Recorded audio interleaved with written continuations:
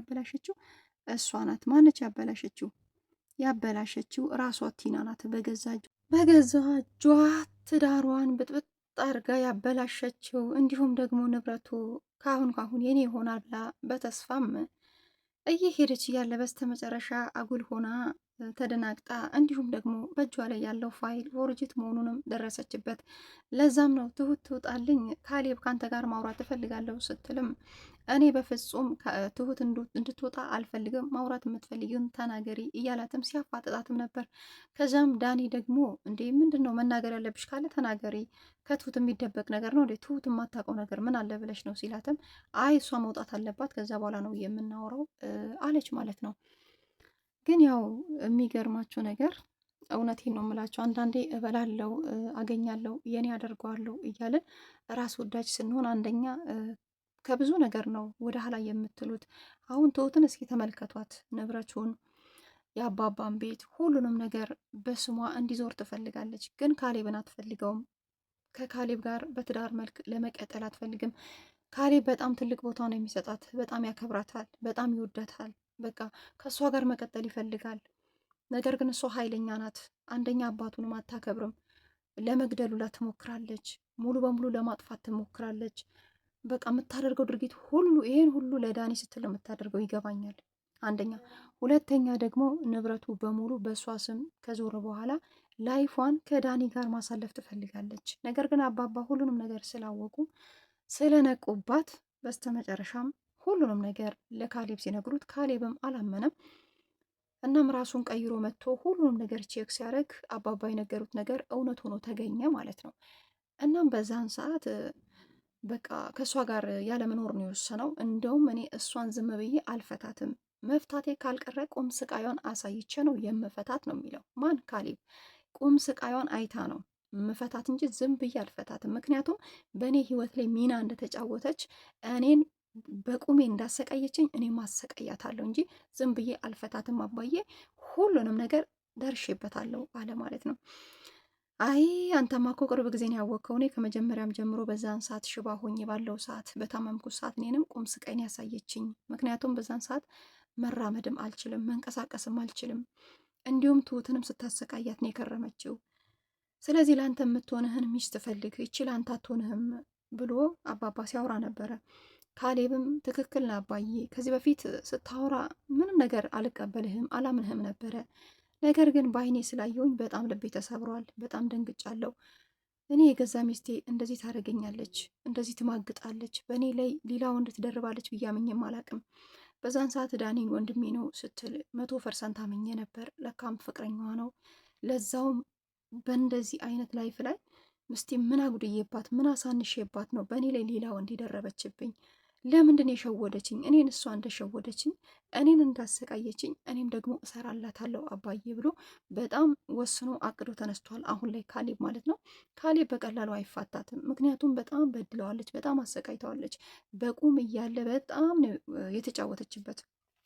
እናም አሁን ላይ ካሌብ ሊበቀላት ይፈልጋል። ስለዚህ አሁን ላይ ሁሉንም እውነታ ስለደረሱባት ሁሉንም እውነታ ካሌብና አባባ ስላወቁ አሁን ላይ ቲና ምንም አይነት አማራጭ አይኖራትም። ጨልላለች። በጣም ነው የጨለለችው። አስባችኋል እንዴ? በእጇ ላይ ያለው ፋይል ፎርጅት ሆኖ ሲገኝ ምን ያህል ነው የምታብደው? ምን ያህል እና በነገራችን ላይ በጣም ከባድ ነው። ወይ ቲና ወይ ቲና ወይ ቲና እበላለሁ ብላ ተበላች። ከትዳራ ሳትሆን ከዳኒም ሳትሆን አቤት አቤት፣ ከንብረት ሳትሆን ከቤቱም ሳትሆን ከምንም ሳትሆን እንድችው ነጻ በቃ እንድችው ልትወጣ ነው።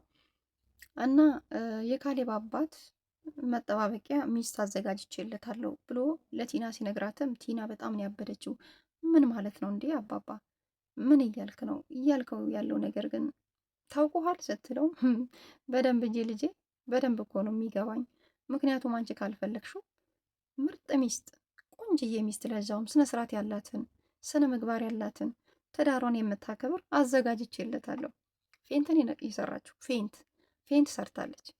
ምክንያቱም እዛ ቤት ያለችው እሷ ለጥቅም እንጂ እኔ እንደማስበው ከሆነ ለትዳር አይመስለኝም። ለጥቅም በቃ ለጥቅም ማለት ነው። ጥቅም ለማግኘት ስትል ነው እዛ ቤት የተቀመጠችው እንጂ ካሌብን ወደው አፍቅራው ትዳሯን አክብራ አይደለም። እንደውም እንደሷ ሀሳብና እንደሷ አላማ ቢሆን በቃ እንደውም ለማጥፋት ነው የምትፈልገው። እውነት ለመናገር ለማጥፋት ትፈልግ እና በቃ ያው ክፋትና ተንኮል የሚሰራ ሰው፣ ራስ ወዳጅ ሰው መጨረሻው ይህንን ይመስላል። እንደተለመደ አስተያየታችሁን በኮሜንት አስቀምጡ። ብዙም ጊዜም ራስ ወዳጆች ስንሆን እውነት ለመናገር ራሳችንን የምንጎዳው፣ ያ ሰው ምንም አይሆንም እና ከድራማው እንደተረዳሁት ከሆነ ራሷ ነች የተጎዳችው። ካሌብን እጎዳለሁ ብላ አባባን እጎዳለሁ ብላ ብዙ ጥረት አድርጋለች። ትሁትን አሰቃይታታለች። ትሁትን እስከ ማገት ድረስ፣ ትሁትን እስከ ማሰቃየት ድረስ በጣም በጣም በጣም በጣም በጣም ብዙ ነገር አድርገዋል ዳኒና ቲና ማለት ነው። በጣም በጣም በጣም ከመጠን በላይ ግን መጨረሻው ላይ እውነታው ላይ ሲደረስባቸው ዳኒ ራሱ የተንቀጠቀጠ ነው።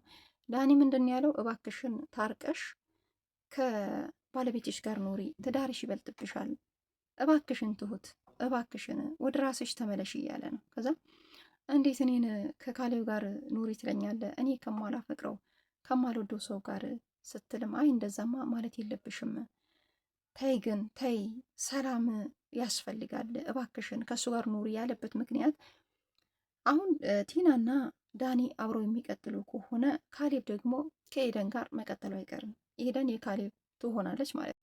እናም ለዛ ነው የተለያዩ ምክንያቶችን እያመጣ ዳኒ ለትሁት ይነግራታል። ትሁትም ደግሞ በፍጹም አላደርገውም፣ እኔ እሱ ጋር አልኖርም፣ በፍጹም ፍቅሬንም ከእሱ ጋር አልቀጥልም፣ እኔ በቃ የእሱ ፍቅር አልቆልኛል፣ አልፈልገውም በጭራሽ። እኔ እሱን በቃ ምን ልበላችሁ፣ ጭራሽ ምክንያት ነው የደረደረችው። ዳኒ ግን ኤደንን መተው ስለማይፈልግ ቀጥታ ዳኒ ከኤደን ጋር መቀጠል ይፈልጋል እንጂ ትሁት ጋር ምንም አይነት ግንኙነት ሊፈጥር አይፈልግም። በዛን ሰዓትም ለጥቅም ብሎ ነው ከእሷ ጋር አብሮ ሲያድር ሲማገጥ በጣም ብዙ ነገር ሲያደርግ ነበረ። ግን ነገሮቹ በሙሉ አልሳካ ሲለውም ሁሉም ነገር በቃ እምቢ ሲለውም በስተመጨረሻ ብድሩላ ከአባባ ሲጠይቅ ነበር። አባባም የሱን ተንኮል ከቲና ጋር ተመሳጥሮ የሚሰራውን ስራ ሁሉም ነገር ስለሚያውቅ እሺ ነው ያለው። እምቢም አላለው። በቃ በድራሃለሁ ነው ያለው። ያው ምንም ማድረግ አይችልም።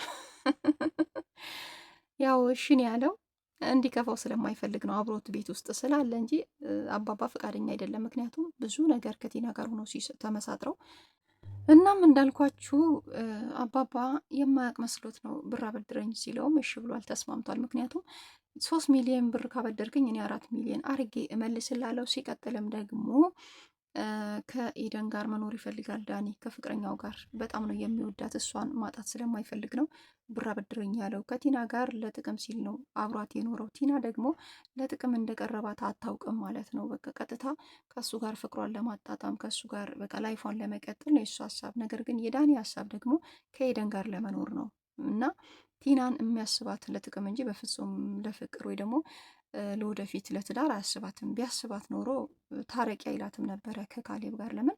ምክንያቱም የጀመሩት አላማ አልተሳካላቸውም። መጨረሻ ላይ ጉድ ሆነዋል።